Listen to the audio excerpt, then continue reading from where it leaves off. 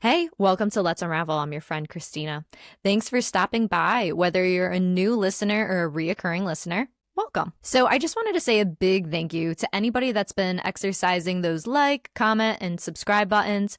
They are all very well appreciated. So I just wanted to say thank you. Whether you're liking and commenting on Apple Podcasts, Spotify, or YouTube, it's been so exciting to see all of your feedback for the show and what parts that you've really enjoyed. Now, if you're a new listener, I would love to hear your feedback as well. So when you find a piece of the show that really resonates with you, I encourage you. Drop a comment whether you're listening on Apple Podcasts, Spotify, or YouTube. Or if commenting's not your thing, feel free to give it a like or a 5-star rating on Apple Podcast or Spotify. Without any further ado, let's jump right into our win of the week. So some really exciting news. We got a podcast shout out on Saturday from another podcast show. The podcast show is called Beautiful Legacy, and it happened on Saturday on Instagram. It was really cool to open up Instagram and to see that shout out for the show. And to think, this is so crazy. We're on our 4th episode.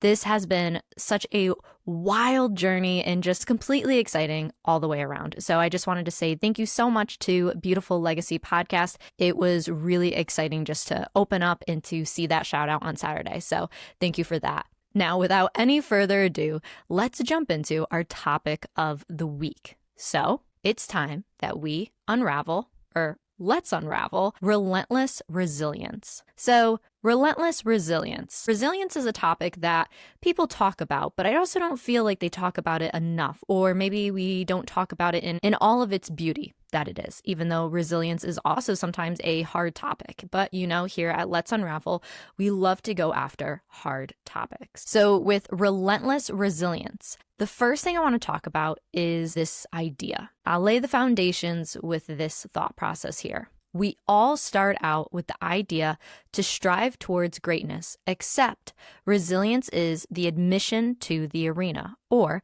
the life we want. So I'm going to read that one more time. We all start out with the idea to strive towards greatness, except resilience is the admission to the arena, or the life we want. So this was an idea that I had started to realize in my own life. And this was something that I did write and come up with, so I'm not pulling it from someone else. And in order for us to really go after resilience, there's a few things that we need to lay the ground with. So I think one of the most important topics with resilience is this word striving. And so when we break apart that first part of the phrase where it says we all start out with the idea to strive towards greatness, except when we looked at that phrase, the word strive really sticks out to me. And in order to understand strive, let's go right towards that definition. So striving basically means make great efforts to achieve or obtain something. So at any point in your life, every person has this moment where you're striving towards something, whether it's a dream, an aspiration, whatever the case may be. Everybody has a moment where they're trying to strive towards something.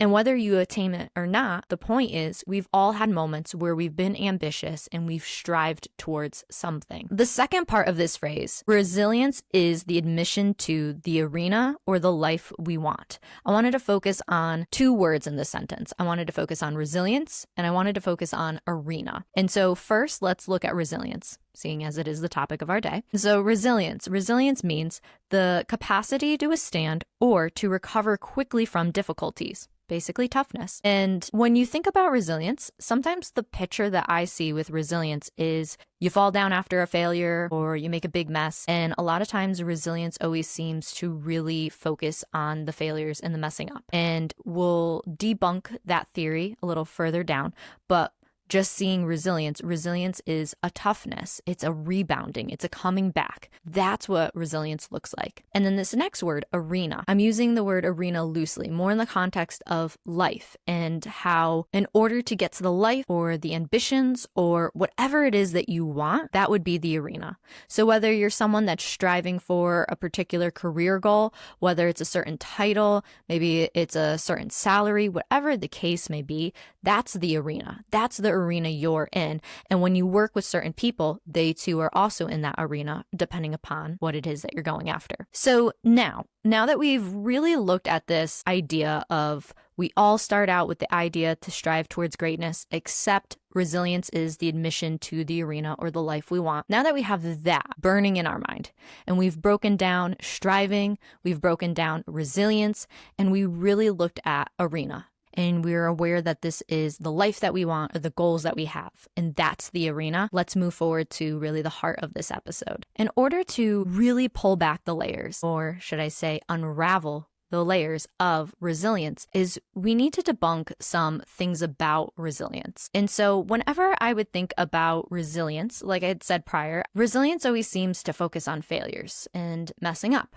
And don't get me wrong, it's like the phrase said, you have to go through some type of defeat, or like I said, resilience is admission to the arena. And so when we think about resilience, and we think about failures, and we think about messing up, and so when one of those things happen, or whatever it is that knocks you down on life, and even with resilience, it's more than just failures, and it's more than just messing up. Resilience is about really like when life knocks you out, it's about getting back up. And so one of the most important things I want to look at with resilience, and like I said, debunking it and going past just looking at failures or messing up or whatever the case may be, most important is resilience is the response to failures. It's a response to the situation. And so oftentimes, like when you're in an argument with someone, or maybe you're in a heated conversation with someone, and someone just comes at you and they have this really heated response. And if you respond equally as heated, next thing you know, you're in like a knockout, drag out fight. But if someone comes at you with this really aggressive tone, but you come at it with a very even keeled response, and like they don't really get a rise out of you, all of a sudden, next thing you know, you slowly have resolved or kind of like diffused the whole situation. And what I really want to make an emphasis on with resilience is the response to failures, or it's the response to what happens when the world, quote unquote, knocks you down. And so in order, like I said, to keep moving forward and to understand what resilience is and what it's going to look like in your life, one of my favorite things I want to talk about is storytelling. And you'll quickly see storytelling is one of my favorite things. And I love storytelling in its full essence. I love hearing other people's story and hearing about the places where they've overcome certain obstacles in their life. Truthfully, I love stories. I love to see where people have been and where they're going. But I also love the art form of storytelling as well. So whether that's through movies or TV shows, there's something really beautiful about telling stories. One of my favorite things about storytelling is within storytelling, you can use one of three main conflicts. Some stories will have three, some of them will only use one of these, but these are the three main conflicts within storytelling typically. Is one will be it's you against yourself, two, it'll be you against another, and three, it'll be you against the world, or quote unquote culture or nature or whatever you want to call it. And so where resilience comes to play within all of this is it really is this third conflict of you against the world. So to pause for a second and to go back and look at our catalog of episodes that we've talked about so far, we've addressed some hard topics. We've talked about humble beginnings. We have talked about refinement of character. And now we're on to relentless resilience. The beautiful thing about humble beginnings is we address starting points. And now everybody's starting points look different.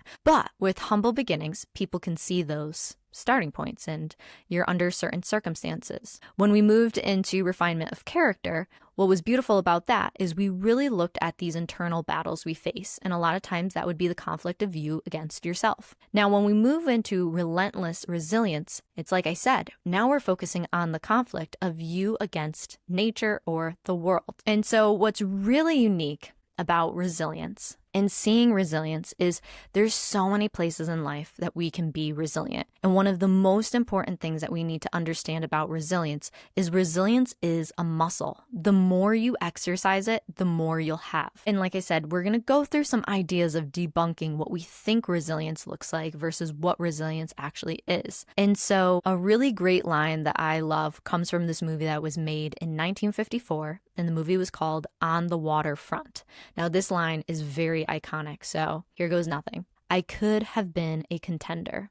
So this is a very popular line in cinematic history. I could have been a contender. And what's so interesting is if you look that clip up on YouTube and you watch the full scene, you'll hear the actor say at the end, I could have been a contender. I could have been a somebody. Now, when you watch that clip and you watch it out of context, you could be thinking it was he wasn't resilient enough. He didn't get back up when he got knocked down and all these different things. And sidebar, if I keep saying I get knocked down and I get up again, and you are not thinking of that song of I get knocked down, I get up again, I'm so sorry, and I start smirking, that's just me, I can't help it. Resilience, you gotta make it fun where you can. And so with that line, going back to our line from On the Waterfront, I could have been a contender. And so when you watch that movie out of context, or not that movie, but you watch that clip out of context, and it's I could have been a contender, I could have been a somebody.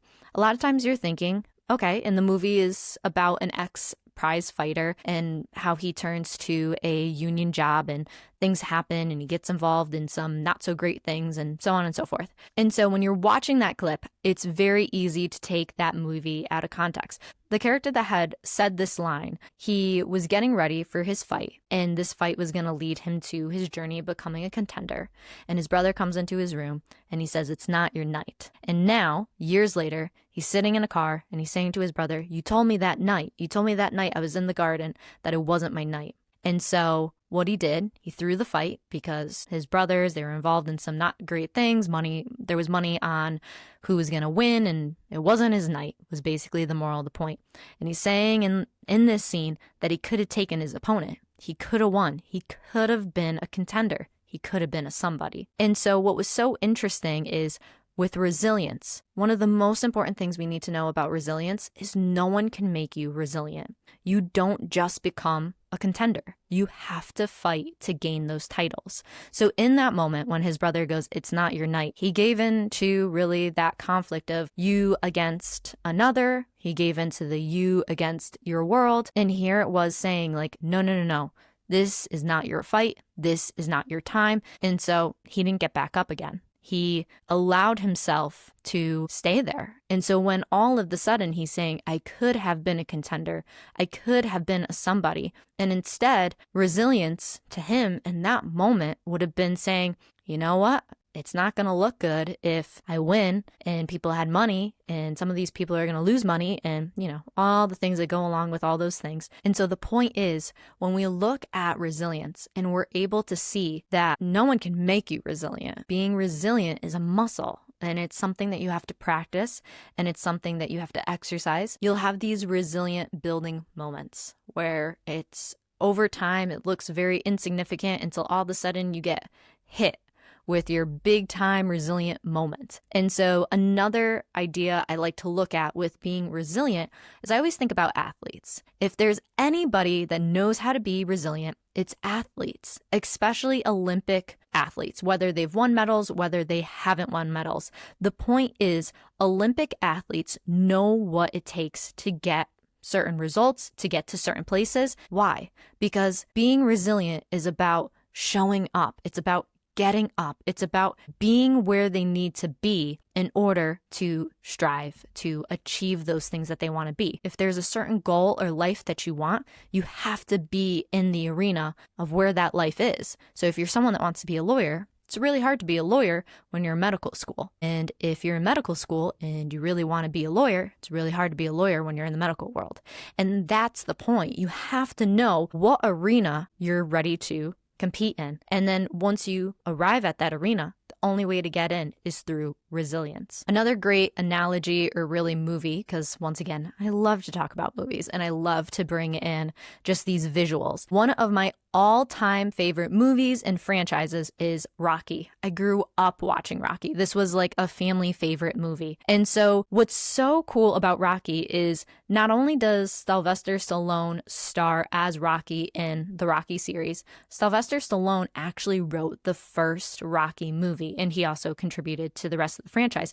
But the first one was solely him. And so what's so unique about this story is Sylvester Stallone hadn't really made it big in Hollywood or just in the entertainment world at all at this point in time. He had been in a few small things here and there, but he hadn't really broken through where he became a household name in the way Rocky made him a household name. So what's so unique is he wrote this script after attending some type of boxing fighting match, and he had seen two of these athletes fighting it out and went home, wrote this script, and he brought it before a studio. And he goes, I want to sell you this script, I want to make this movie, and I want to be the lead. And the studio looked at the script, they read it, they loved it, and they offered him $360,000 for the script. But there was one catch. He couldn't be the lead. But in that moment, Sylvester Stallone had a choice to make. He could either say yes and take the $360,000 and not be the lead, or he could walk away. And in that moment, it seems very clear because he didn't have a car and he only had $106 in his bank account, and he had to sell his dog because he couldn't afford to keep the dog and he needed the money to pay his bills. So in that moment, it seemed like the best option was to take the $360,000 and just make the movie. But there was this moment in him, and it's funny because there's a whole Forbes article about the journey of him creating Rocky. And there's this really interesting moment where instead of saying yes to the money and just selling the script, and now he was able to pay his bills and all these other things, he said no. He said he wanted to be the lead, that this was what he saw in his head. This is what he envisioned because it was what he knew. And what was so interesting is eventually the studio came back around and they basically said, okay, fine, we'll buy you the script from you and you can be the lead. The studio gave him $1 million budget to create this movie, Rocky. And what's so unique now is Rocky, the movie franchise, has earned over $1.4 billion at the box office, making it one of the most successful franchises of all time. And I had read this whole Forbes article as he gets into all the nitty gritty. And the interviewer had asked, why didn't you just sell the script? And he had said, I was really good at being poor. I figured I had nothing left to lose. And that's something really interesting about being resilient, is sometimes it feels easier to be resilient at certain phases of life. And it's true. Sometimes it is, where when you have nothing left to lose, it's easy to be resilient. When you feel like you have a lot of these things on the line, it's harder to be resilient. And the point is, with Sylvester Stallone's story in this, being resilient looked different. It looked like saying no. And when you were constantly thinking of the I get knocked down, I get up again, it could have been one of those things, why would no be resilience? And it was one of those things of, it goes to hope. What is the hope? What is the dream? What is it that you're striving for? And the thing is, when you know what you're striving for, so you know what your arena is and you know what the hope is. So the hope is the dream. Then it's one of those things, you know what resilience looks like in that moment. So in that moment, his dream was to not only write Rocky, not only make Rocky, but to be the lead of Rocky. So resilience looked like saying no. But resilience doesn't look the same way to everybody. That's the most important thing about resilience. So if there's one thing you take away from this episode, resilience looks different to every single person. Resilience can be saying no. Resilience could be saying yes. Resilience could be getting back up and doing whatever you were doing before that knocked you down and keep going along. Ultimately, resilience is a muscle. The more you exercise it, the more you'll have. So now, when I was looking at my life and I was thinking about where has resilience come into play for me, and I've slowly seen these little stories in my life of where I've had to grow resilience as a muscle and really stretch it. And so I have about 2 or 3 stories to share. There's one story, I was about 13 years old, and there was something I had really, really wanted. I wanted more than anything else was I wanted a DVD player. And at this point in time, I didn't have a laptop. I could have been younger than 13. Truthfully, I can't really remember. But I just remember I really wanted this DVD player. And I remembered my birthday had passed, Christmas had passed. So it was one of those random months where it's not really close to my birthday or Christmas. And I remember just being so bummed that I wanted a DVD player. I'd begged my parents for a DVD player and they're like, that's a birthday or a Christmas gift. And it's okay. And then all of a sudden one day my sister comes home and somebody just gave her a DVD player. And she didn't even know that I wanted a DVD player. And she was so excited, brought it home, and she was like, oh my God, this is so exciting. This is so exciting. And I would love to say at 13 or however old I was at the time, I'd love to say I was gracious and I was resilient and I wasn't at all jealous that she came home with the DVD player that I desperately wanted. And the thing is, I wasn't gracious. I hoarded all the DVDs. I refused to let her use any of my DVDs to watch a movie, whatever, You're 13, you live, you learn. But the point is, those are moments where you can learn resilience. What does resilience look like when someone else achieves the things that maybe you want or obtains the things that you want? And so it could have been one of those things, instead of hoarding DVDs from my sister, instead of letting her use one of them to see how the DVD player works, resilience could have been one of those things where it's like, hey, let's celebrate the fact she got a DVD player and I'm still waiting for mine, or whatever the case may be. Sometimes you don't grow until you fail. And that's another really beautiful thing about resilience, is you don't know until all of a sudden you hit that wall, and that's where resilience comes to play. And so it brings me back to one of the original things I had said at the top of the episode, is how resilience is the response to failures or to how the world knocks you down. Another really good story of something that happened in my life is I had remembered after I had left working at a retail store, I had decided I was going to work with my dad full time. I was going to get into marketing, and I was going to really do this whole social media marketing. It was something I was really passionate about, something that was going to be challenging, but it was going to be something that I really enjoyed. It was different. I had done different online classes, and I had done all this groundwork of learning all these techniques and all these things I needed to do. And so when I had finally gotten to sit down and I started working through it, and the days turned into weeks and the weeks turned into a couple of months, and I started to notice there was really no results. All the things that I thought oh, I could easily achieve this and I could easily do this and X, Y, and Z. And all of a sudden I started to realize it wasn't working. It wasn't panning out. And so there was this moment where when I was trying to make marketing work for my dad's business, and I had learned all these things, all these tools I possibly can learn, and time started to go by, and I started to realize I wasn't having the results that I wanted, and things weren't starting to pan out, and I had gotten really discouraged with it. And it goes back to one of those moments where all of a sudden it was like life was just starting to knock me down, where it's like I didn't know where to go from this. And what was once really fun and exciting wasn't fun and exciting. And it became like one hurdle after another hurdle. What's really unique was in this moment, I got to have this opportunity of what does resilience look like in this moment. A lot of times we think of resilience as not giving up. And in a way, that's true. And then sometimes resilience is being able to look at a situation and say, I did my best, I tried something new, and I realized this something wasn't for me. And resilience can also look like that. Resilience is really holding on to hope, and it's taking that hope and just getting further into the arena that you want to be in. And so in those last two stories helped me really build resilience, and it helped me propel into this next third story. I was about 27 at the time. So to set the stage, at this moment in time, I was working in a startup, and working in a startup can be a lot of fun because you get to do a lot of different things and you get really close with people and just all these different things. So there's a lot of pros about working at a startup. There's also cons to working at a startup too, where in this particular moment, I had been really burnt out. And so there was some months where I'd been really burnt out, and I had thought I had rebounded from being burnt out. The thing about burnout that I find to be interesting is it's not like being sick, where you kind of wait it out and you take a few days and you lay low and you move on. Burnout a lot of times is needing to find a way to reset. I've heard a lot of great quotes about burnout where it's like you burn out because you're not doing enough of the things that bring you to life. So in this moment of burnout, I was always striving to do my best. And honestly, even with striving to do my best, I was trying to do my best and then some. And so when I had been aware that I was hitting this burnout season and I thought I was rebounding from it, I thought I had kind of healed myself from it. And then over time, it became apparent that it was really like this Band-Aid, that burnout is a lot deeper. It's really about not doing enough of what you enjoy, like I previously said. And all of a sudden, there had gotten to be this moment in time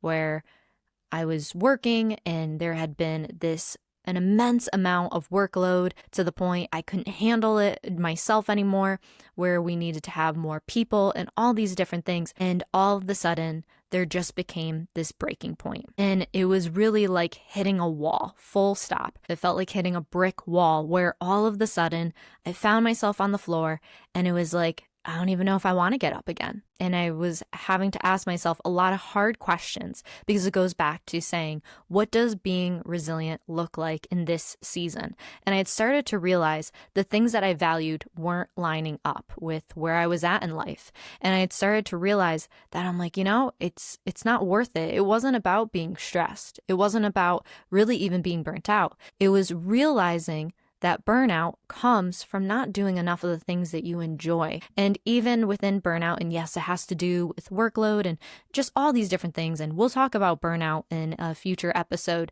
But the point is, and in this moment, when all of a sudden I had hit this wall head on, and all of a sudden here I was on this ground. And the thing about being resilient is it isn't pretty. It can look like a lot of ugly crying. It can be blood all over your face, gashes. I mean, think about the movie Rocky. By the end of the movie, or by the end of the fight, every fight, no matter what fight he was in, he had to go to the hospital. So even when he was being resilient, even when he wins, whatever the case is, being resilient doesn't look pretty. So even in this moment where I had been burnt out, and whether I was still burnt out in that moment, but as soon as I had hit this wall and all of a sudden I had this realization, this isn't the life that I want. As soon as I'd hit that moment and had been honest with myself that I was saying, this is not the life that I want, that's when the definition of resilience changed. That's when I realized I wasn't in the right arena anymore. And all of a sudden, I realized I was striving towards the wrong things. And so with resilience in that moment, yes, it's about getting back up after you've been knocked down, but it's also being aware of what arena are you in. So even in that moment when I realized this isn't it, this isn't worth it, this isn't something I want to fix in the sense to stay, this is something where I need to course correct. So in that moment, I'd hit that wall, but it was actually a wall of clarity because it put things into perspective for me that in that moment, resilience to me in this moment looks like having an exit strategy. And the funny thing is, I'd come up with that exit strategy months before I ever resigned. And being resilient was looking at that exit strategy, putting it into place, and actually walking those things out until I actually resigned. And for a lot of people, it goes back to resilience always looking very two-dimensional, thinking it's like Rocky where he gets knocked down and he just gets up again. But resilience is also subjective. It's based on each individual person and what do you need in that moment. And the funny thing is, a lot of people would look at the moment where I had made the decision that I was like, this is where I want to get out. This is not where I want to stay. And they would say, oh, you were defeated. And I'd say, oh, no, I wasn't defeated at all. I was enlightened. It was one of those things. There's moments and times in your life where it goes back to the movie quote of I could have been a contender. He knew in that car when his brother had said, it's not your night, it's not your night. And he goes, I could have beat him. Like I could have beat that guy. I could have run circles around him. And instead he laid down and rolled over. And that is, once again, it's going back to the heart of what does resilience look like? And in this moment, what does resilience look like here? And it was one of those moments that it's like, oh, I could have gotten back up again. I could have stuck with the status quo. I could have done all those things. But resilience goes back to hope and resilience. It goes back to the arena. What arena are you trying to get into? And that was one of those moments where I realized this isn't the arena I want to be in. I want to get to a different arena and I want to pursue something I'm passionate about. And that was the moment resilience woke up in me. And that was really a resilient moment in my life. And then even having the endurance to go from that moment to leaving and resigning and executing the whole exit strategy. That was what resilience looked like in that season. So wrapping up this episode, going back over some ideas that we talked about, being resilient, it isn't pretty. It's actually a lot of ugly crying or face gashes or whatever it is. That is what being resilient looks like. It's not pretty. And even looking at this idea that defeat is the entryway to resilience. You won't know what resilience looks like until you hit defeat. When you're on the ground and it feels easier to stay there, but you get up. The entry to the arena is resilience. So this goes back to that very first idea that we talked about. And it goes back to that. When you hit that wall, what does resilience look like for you? And in moments when it feels like you've been defeated, it can be the moment where resilience awakens in you. And the funniest thing with resilience is, even like in the Rocky movies, when the whole room sees Rocky on the ground and he's desperately trying to get back up, and the whole room begs for him to stay down for his sake because they feel bad for him, but he gets back up again. That's what resilience looked like for him in that moment. If there's anything else that you can hold on to from everything that we've unraveled here today, it's be relentless in your pursuit of being resilient. And like I said, it goes back to this concept of resilience being the response to failures, mess ups, or whenever the world tries to knock you down. There's one last visual I want you to hold on to before we start wrapping up this episode. And it would be the idea that let's look at a car and let's use this car as the terminology of striving. So everyone is striving towards something, but what is the key to striving or being successful in your striving towards whatever your dream or ambition is? Resilience. Resilience is the key. You will never get where you're going until you have the key within your car. And I think that's the thing that's really interesting because, like in previous episodes, I've talked about having old cars where you need to put the key in the ignition. And I've had newer cars where you have a key fob. But the point is, you can't go anywhere without that key. And it's the very same thing. When you start to look at, you know what arena you want to go to, you know what life you want, and you have the ambition, you have the ability to strive towards that. But the only way to get into that arena is you need to have resilience. The only way to get that car that's striving towards its goal is you need to have resilience. And so one of my favorite things to do in our episodes is an episode in a phrase, how I would sum all of this up. Defeat marks the start of resilience. And I'll say that again. Defeat marks the start of resilience. You don't know what kind of resilience you have until you get knocked down. And you don't know what kind of resilience you need until you've been down. And where the hope and where the dream lie. They lie within the arena. And so you might think I'm crazy that I keep talking about this concept of an arena, and I keep talking about arena and the life that you want. And I swear there is a purpose for it. And it lines up with our quote of the day, or our quote to live by, should I say.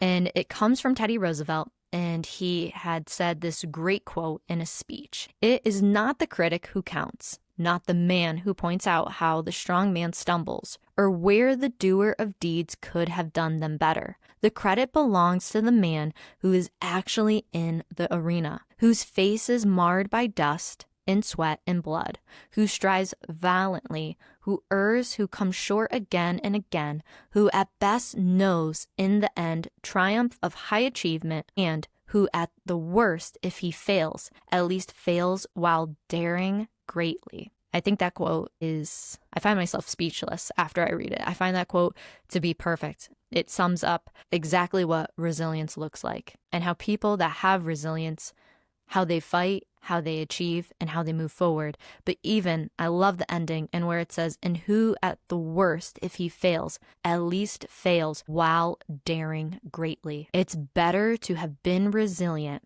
and not achieved the goal that you wanted than to wonder or to say, I could have been a contender. There would be nothing worse in life than to know that you didn't try and you didn't get back up again after being knocked down, than to sit in a car and wonder, I could have been a contender. So for our key takeaways in this episode, I want you to remember, resilience is the key to striving. Our second takeaway, resilience is a conflict between yourself and nature or your world. Third, no one makes you resilient. Resiliency costs you something. It costs you yourself. 4, defeat marks the start of resiliency. 5, being resilient isn't pretty. Being resilient isn't easy. But most importantly, being resilient isn't pretty. And lastly, resilience is the response to failure or when the world knocks you down. So I'd love to connect with you more. You can connect with us on TikTok, Instagram, YouTube at Let's Unravel Pod. One more time,